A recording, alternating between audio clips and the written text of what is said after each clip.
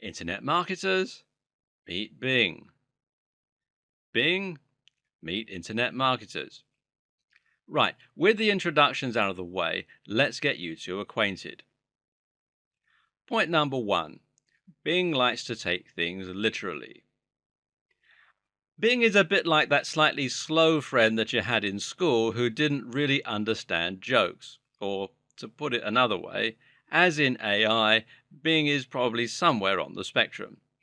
Yes, taking things too literally is one of the most common criticisms leveled at Bing, and that's because it has a tendency to simply look for exact matches in the content. If you search for "I like to eat steak," then Bing will look for websites that have that phrase or something similar in the text. On the other hand, Google just looks for content about steak and about people who like to eat steak. In this way, Google shows a little more understanding and has more ability to read between the lines. Not that this is always a good thing, mind. Sometimes Google's second guessing can actually be a bit irritating and can lead to results that aren't directly related to what you're looking for. If you ask a question, for instance, then Bing will be more likely to bring up a page where someone else has asked the same question, and this can be very useful. But what it means for you is that it's still worth using some keywords. Whereas Google is much more about latent semantic indexing and writing around the subject, perhaps using some long tail keywords, Bing will still reward you for including the very basic keywords that you're trying to rank for. So try and do a little of both. You'll want to use a slightly lower link density than you used to if you want to avoid being penalized for spamming by Google, but you should still include some keywords there for Bing. Point number two, user engagement matters. Something that Google and Bing can agree on is that user engagement matters. Except Bing is even more explicit about this, if anything, and has even coined a phrase to describe the activity they want to avoid: pogo sticking. There will be none of this, thank you very much. Pogo sticking is when a website visitor jumps from one result, clicks back, and then clicks on another. This is what they want to avoid. So if you want Bing to love you, you need to prevent your visitors from wanting to click back. This means you need to grab attention early on, and it means that you need to think about your page speed, your design, etc. Point number three, so do click-through rates. Another similar factor that Bing also takes seriously is CTR, the click-through rate. In other words, how many people click on your link. So if they keep showing your website in their SERPs but no one ever clicks on it, this suggests your site doesn't look very interesting. All it's doing is cluttering up the page and taking up space that another site could make better use of. This is quite a clever way for Bing to check that the results coming up are relevant, or that they seem relevant in the eyes of visitors. This is interesting because it's not something that Google talks a lot about, and improving your CTR is going to involve a rather different process compared with the SEO practices you're probably used to. What improves CTR? Well, many things, but of course the title and the meta description are going to be right up there. Think about what will be interesting for someone who is searching for the key phrase that you're trying to rank for. Make sure there is a direct connection here and have all the signals pointing to the same topic. And learn how to write engaging titles and descriptions.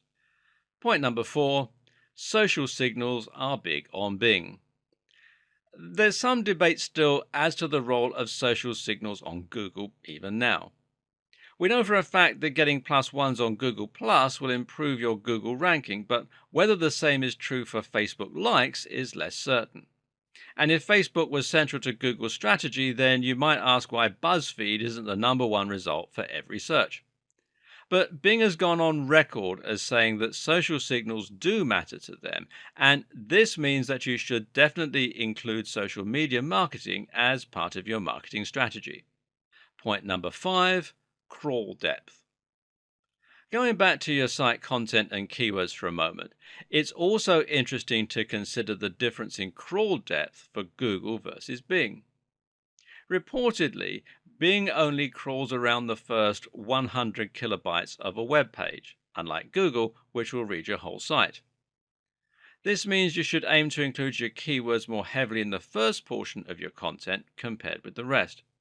And this actually makes a lot of sense for Google too, but for different reasons. Google actually looks at certain key points within your content as being more important indicators than others. The first paragraph is one section that's given extra importance, as is the last paragraph and other headings.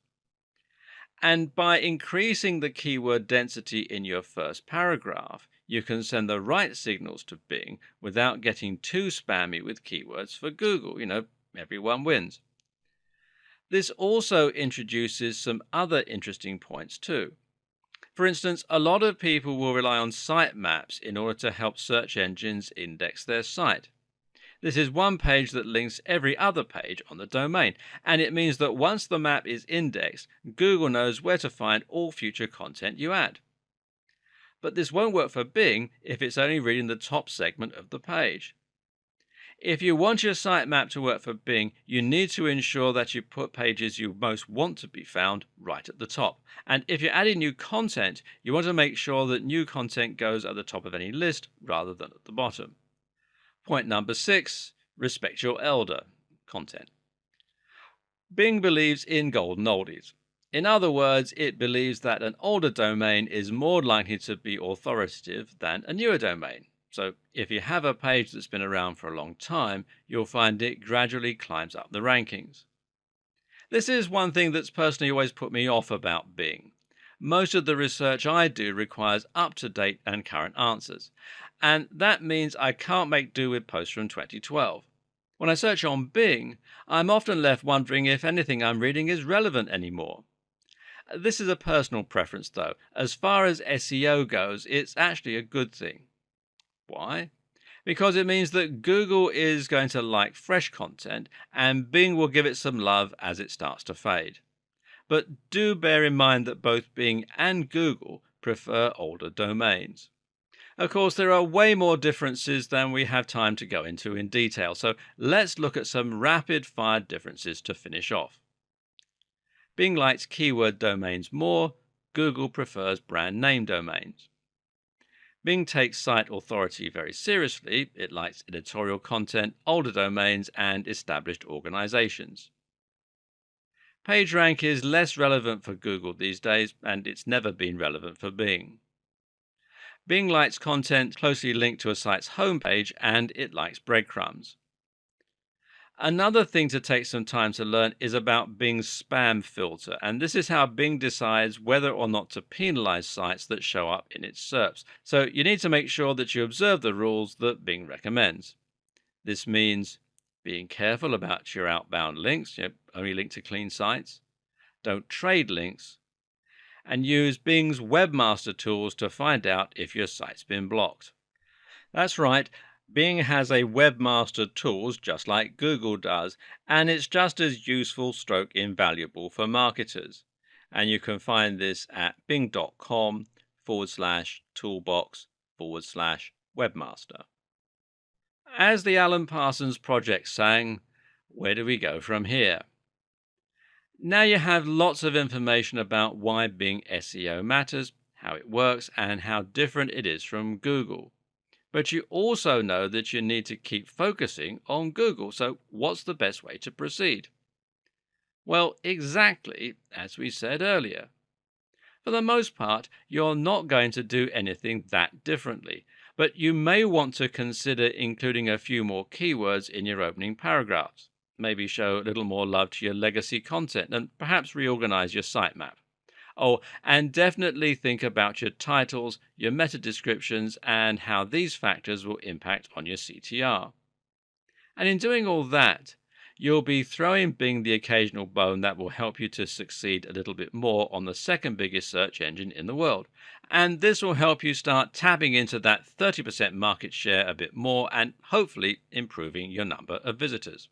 And if the Google apocalypse ever does come, at least you'll have a backup site that will still be bringing you fresh visitors and helping you to run your business. And then everyone else will find themselves wishing they paid just a little bit more attention to old number 2. Oh, and one last thing. Why not go and take a look at your current rankings on Bing right now? If you haven't looked before, then it might surprise you just how similar or different the results are.